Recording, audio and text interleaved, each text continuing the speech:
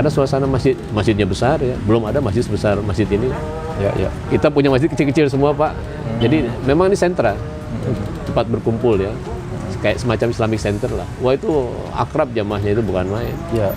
Ya. Jadi sangat disayangkan ya setelah kemunculan Yusuf Mansur dengan Itu dia balak, balak besar, mengatakan musibah besar, musibah gitu ya. musibah besar, Oke. musibah besar. Tidak mau mengangkat hal ini mungkin sifatnya bukan tanggung jawab mereka ya, tapi semua berawal dari Darussalam gitu dan itu menyangkut jamaah Darussalam. Alhamdulillah DKM yang tahun ini diamanati mengurus masjid dan umat ya. Itu yang saya dengar tuh punya konsep bersih-bersih masjid. Jadi Yusuf Mansur ini dianggap kotoran masjid gitu loh. Ya alhamdulillah saya juga mau kalau untuk bersih-bersih masjid. Iya betul. Ya, dan saya kembali lagi ucapkan terima kasih. Semoga komitmennya kuat untuk hal itu. Janganlah kita mudah dipecah belah atau istilahnya masuk angin. Datang membawa musibah gitu teman-teman karena memang efeknya sangat luar biasa. Di awal jamaah Masjid Darussalam ini guyup, rukun, kemudian selalu penuh begitu ya jamaahnya. Ketika tiba-tiba muncul Yusuf Mansur menawarkan investasi, ini masing-masing jamaahnya saling tercerai-berai ya. Dan efek dampak negatif kepada jamaah ini sangatlah luar biasa sampai Pak Lugu menyebut Yusuf Mansur ini sebagai bala atau kotoran teman-teman ya. Jadi sebuah benda yang najis atau najis yang perlu disingkirkan atau dibersihkan dari lingkungan yang suci gitu teman-teman.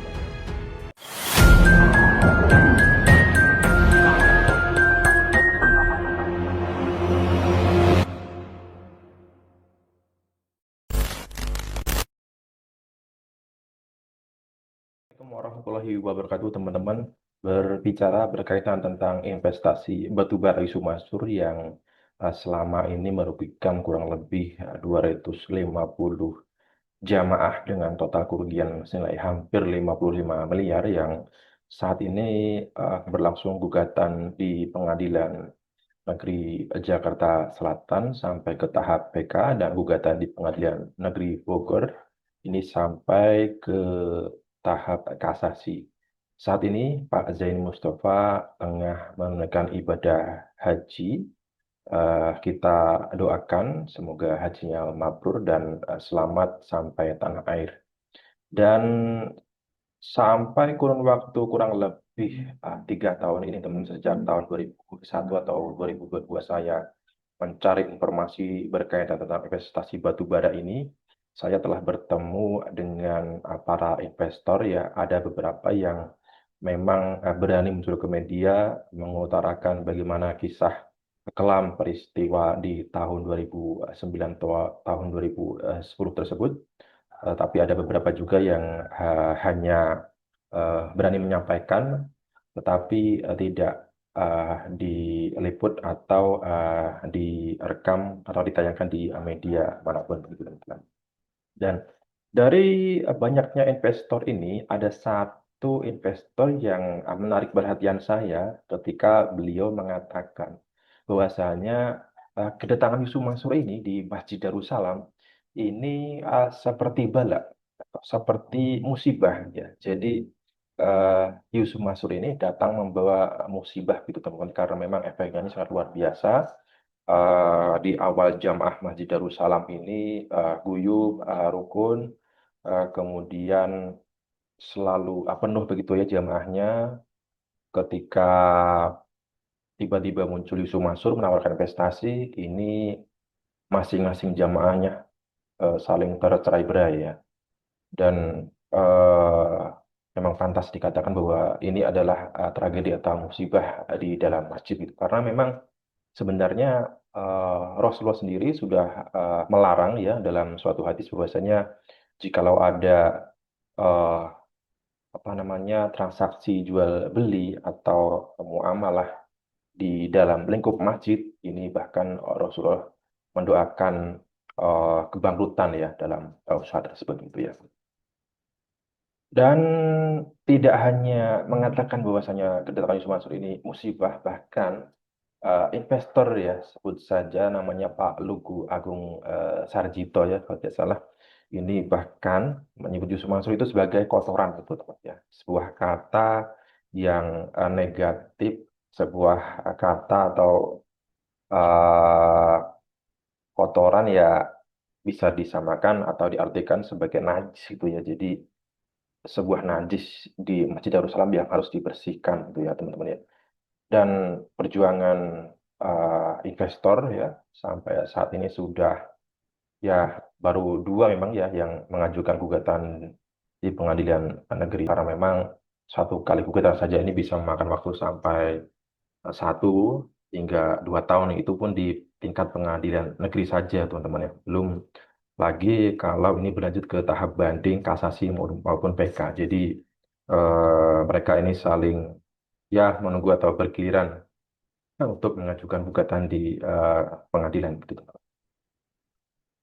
Tak sedikit pula dari para investor ini yang eh, mana dampak dampak buruk investasi ini ke aspek ekonomi, tetapi juga ke lingkungan keluarga, ya, keharmonisan keluarga ya. Bahkan ada yang sampai bercerai, kemudian sampai menekan psikis atau psikologi juga ya, karena tidak sedikit ini sampai sakit-sakitan sehingga meninggal dunia atau wafat teman-teman ya. Yang baru terakhir kemarin ini ketua tim Tech First Jiban kita Pak Ustadz Nurkolik sudah berpulang ke rahmatullah ya, Masya Allah beliau walaupun dalam kondisi sakit ya sudah bertahun-tahun, bahkan untuk berjalan saja susah, ini beliau tak putus semangat ya, tak pantang menyerah untuk menuntut haknya dan menjadi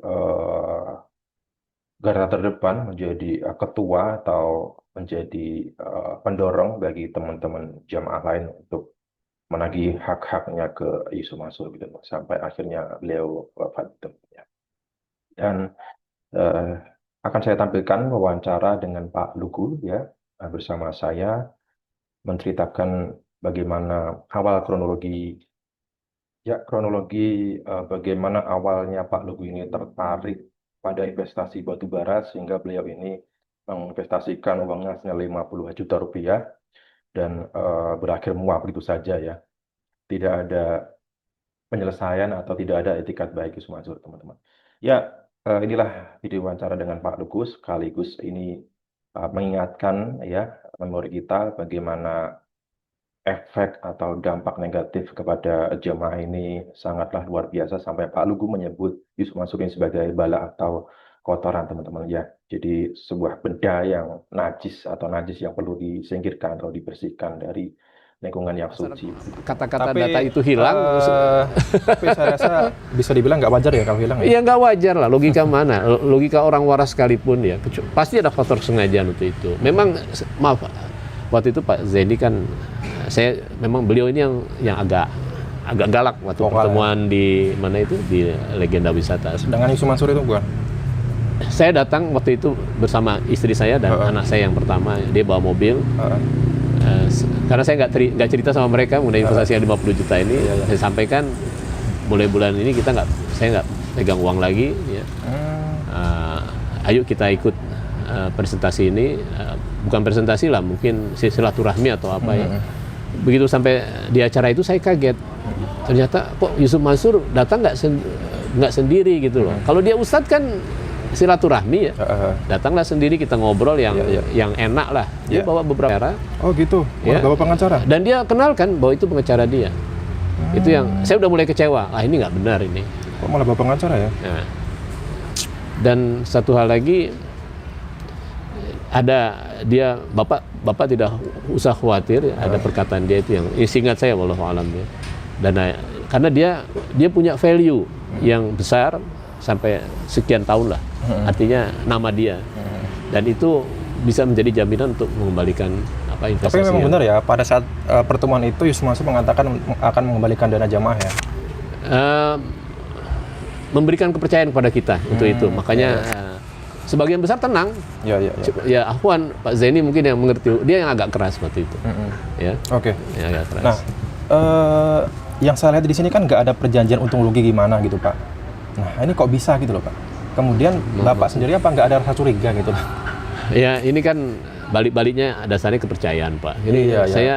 saya bergabung dengan Karena Jamaah ini yang Darussalam menawarkan ya, seorang ustadz gitu ya. saya kenal Yusuf Mansur itu mulai zaman saya di Papua. Ya, dulu ada Latifi ya kalau nggak salah, dan beliau presentasi satu hal yang beliau presentasikan tuh beda dengan ustadz-ustadz yang lain. Oh ya. gitu ya.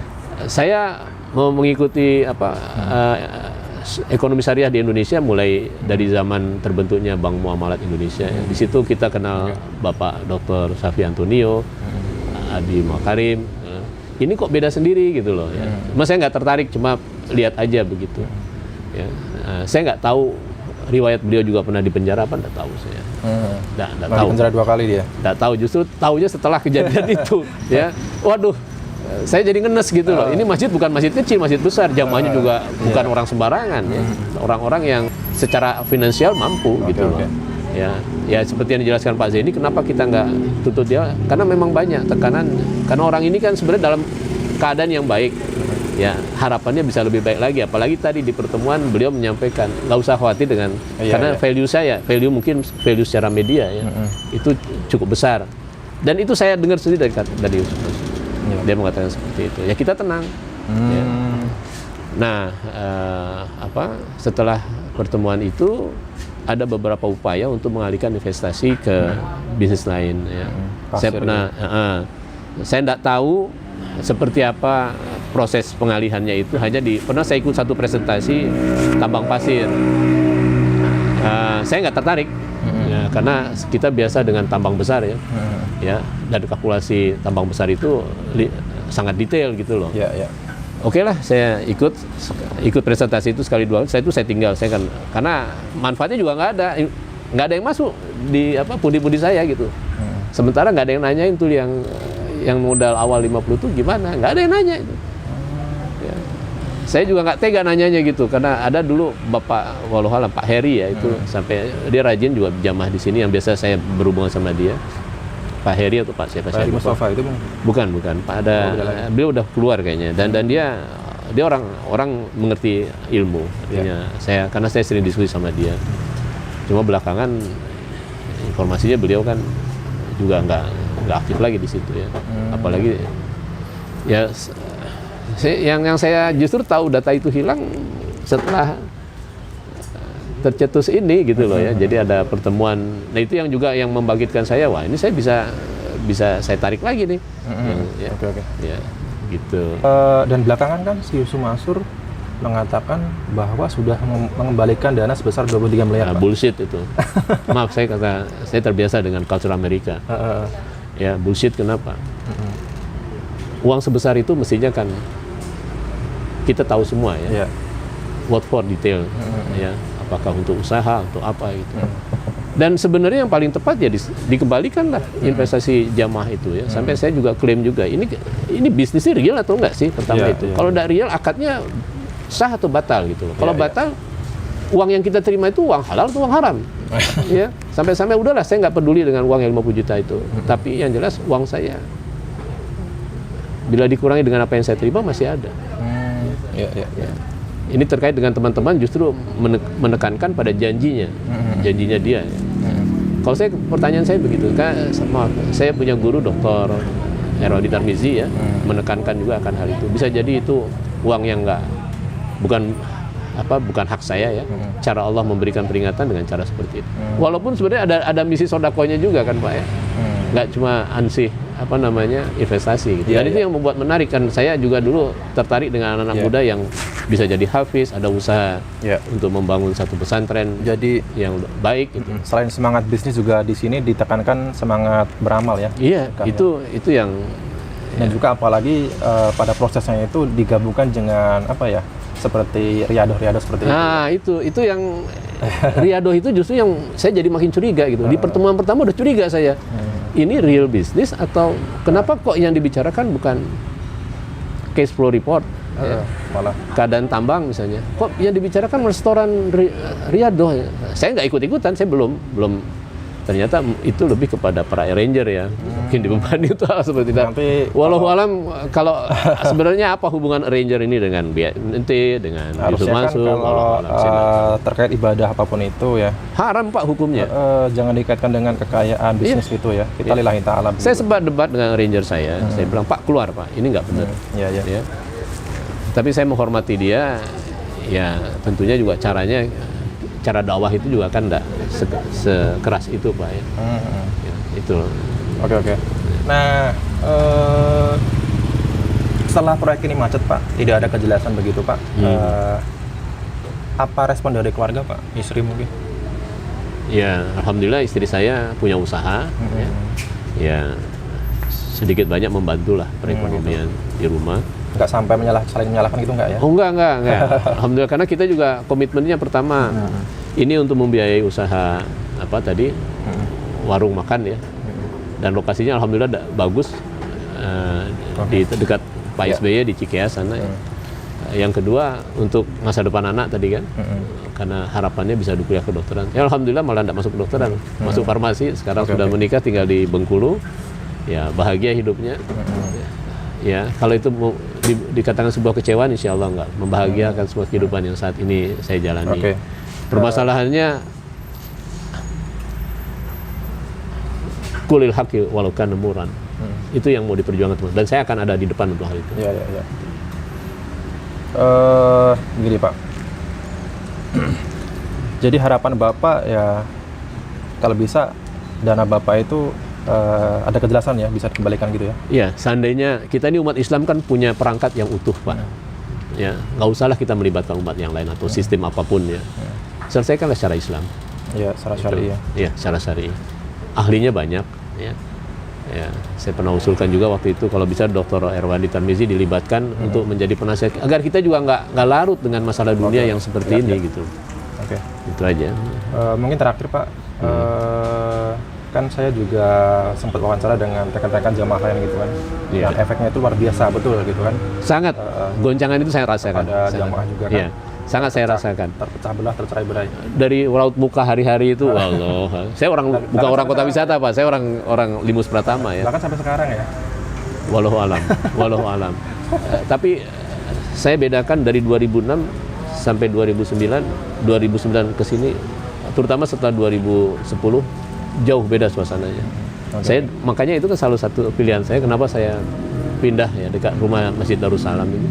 Karena suasana masjidnya besar ya, belum ada masjid sebesar masjid ini. Ya. Kita punya masjid kecil-kecil semua Pak. Jadi memang ini sentra, tempat berkumpul ya. Kayak semacam Islamic Center lah. Wah itu akrab jamaahnya itu bukan main. Ya. Ya. Jadi sangat disayangkan ya setelah kemunculan Yusuf Mansur dengan Itu dia balak mau. Balak besar ya. menandakan Musibah besar. Musibah gitu ya. Musibah besar. Oke. Musibah besar. Oke. Mungkin apa yang ingin Bapak sampaikan Pak kepada masyarakat itu Pak, sebagai bentuk edukasi lah Pak, jangan sampai terulang lagi seperti ini kepada jamaah-jamaah yang lain gitu Pak. Ini kan korban-korbannya itu orang-orang soleh gitu loh Pak. Iya. yang saya terakhir justru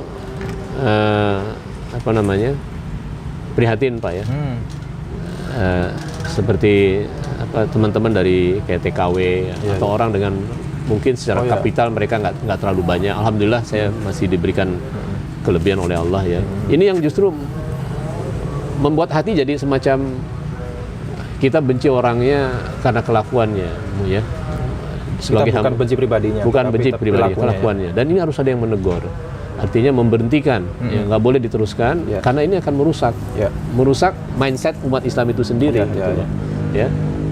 Apalagi kondisi yang sekarang ya, politik terbelah segala macam. Dan saya sebenarnya nggak suka dengan keadaan yang seperti itu. Saya Ahwan nih jadi ngatur sedikit ya. Waktu Pak Jokowi naik itu kan beliau dengan siapa namanya Menteri Keuangan Sri Mulyani itu punya rencana menghimpun dana umat. Ya. Saya sempat komentar di dalam Facebook saya, ini digital jejak digital nggak bisa dibohongin Pak ya. Dan itu nggak saya hapus sampai sekarang. Kritik kepada umat. Ya. Kekecewaan itu bisa jadi muncul sudah lama. Cuman umat itu banyak yang memendam. Ya, karena kasusnya nggak sebesar Yusuf Mansur ini gitu. Yang sekarang mungkin apalagi dengan kondisi ekonomi yang seperti sekarang, orang butuh semua uang. Kok yang kok berlarut-larut kasusnya gitu loh, nggak mudah diselesaikan gitu. Ya khususnya untuk batu bara saya cuma minta kepastiannya. Iya. Real nggak bisnis ini gitu. Kalau nggak real ada hukum untuk hal Oke. ini. Mungkin yang saya pahami usaha Bapak dan juga rekan-rekan dalam tim task force ini untuk menuntut haknya juga sekaligus dalam bentuk nahi mungkar Pak ya. Iya, itu tadi kulil hak walau kana murran. Iya, Ya, nahi mungkar saya harus dan- mengatakan itu. Dan juga kita juga mengingatkan Yusuf Mansur ya. Ya sebaiknya lah kita sahabat. Saya mengikuti dia tadi udah sejak di zaman Latifi itu ya. Ya, cuma ya kok ya jadi aib dia pernah di penjara muncul di belakang gitu. Tadi saya nggak mau tahu sebenarnya. Kalau bisa aib orang kan nggak boleh. Aib kita pribadi pun nggak boleh. Haram hukumnya kita sampaikan ya. Oke. Tapi mungkin cara Allah seperti itu. Ya, membuka jalan ya agar selesai masalah ini, dan ini menjadi sebuah iktibar ya buat Ustadz Yusuf Mansur. Sudahlah selesai, dunia ini sementara kok. Ya. Harta yang kita bawa mungkin untuk anak cucu kita, tapi yang dibawa ke kuburan itu nggak mungkin lah orang membawa mayit itu dengan Alphard. Betul. Kalau dia punya Alphard ya paling dibawa dengan kurung batang atau ambulan ya. Dan ada yang mau mobil Alphardnya mengantar mayitnya dia ke Iya. kuburan. Oke. Oke, mungkin cukup itu Pak. Ya insya Allah. Saya afwan ya kalau banyak yang kurang berkenan Oke. dengan penjelasan. Tapi saya mengalami sendiri kasus hal itu. Ya, Itu aja. saya ucapkan terima kasih kepada Bapak Iya. Lugu berkenan menemui saya, berdiskusi saya, berbincang Iya. dengan saya, Iya. bercerita banyak hal tentang investasi batubara Jabal Nur ini. Dan harapan kita semua itu semoga ini kasus terang benderang ya Pak ya. Harus terang benderang karena benderang, ya, dan- kita umat Ya. umat itu harus bersatu menghadapi Ya, siapapun kasus yang ini. merasa dirugikan dalam kasus ini itu mendapatkan haknya kembali. Harusnya begitu. Dan ya Seandainya kan Yusuf Mansur tidak bisa bayar, Ya. kalau menggunakan hukum Islam, pemerintah yang men-tackle itu semua. harusnya juga ada respon juga dari Ya. pihak-pihak yang Ya, harusnya terkait, Yusuf Mansur yang bertanggung jawab. Oke, Ini oke. kita punya hukum positif kan. Oke. Masa kita bebankan pada pemerintah, kesian, utangnya sudah banyak dia. Itu. Oke, sekali lagi saya ucapkan terima kasih Pak. Sama-sama. Assalamualaikum. Waalaikumsalam warahmatullahi wabarakatuh. Satu hal yang mungkin belum saya sampaikan, ya, kasus ini mengendap sudah 10 tahun lebih. Ya, kita mungkin melupakannya gitu. Tapi yang saya syukuri, kok ya DKM Darussalam yang sekarang bukan main ya, begitu punya komitmen yang kuat. Yang dulu-dulu tuh tidak mau mengangkat hal ini, mungkin sifatnya bukan tanggung jawab mereka ya, tapi semua berawal dari Darussalam gitu, dan itu menyangkut jamaah Darussalam. Alhamdulillah DKM yang tahun ini diamanati mengurus masjid dan umat ya, itu yang saya dengar tuh punya konsep bersih-bersih masjid. Jadi Yusuf Mansur ini dianggap kotoran masjid gitu loh. Ya alhamdulillah, saya juga mau kalau untuk bersih-bersih masjid. Iya betul. Ya, dan saya kembali lagi ucapkan terima kasih. Semoga komitmennya kuat untuk hal itu. Janganlah kita mudah dipecah belah atau istilahnya masuk angin. Ya, dengan hal-hal yang remeh-temeh lah kalau kata Pak Amin Rais. Itu aja ya. Ya, sekali lagi terima kasih kepada DKM dan Yayasan Darussalam.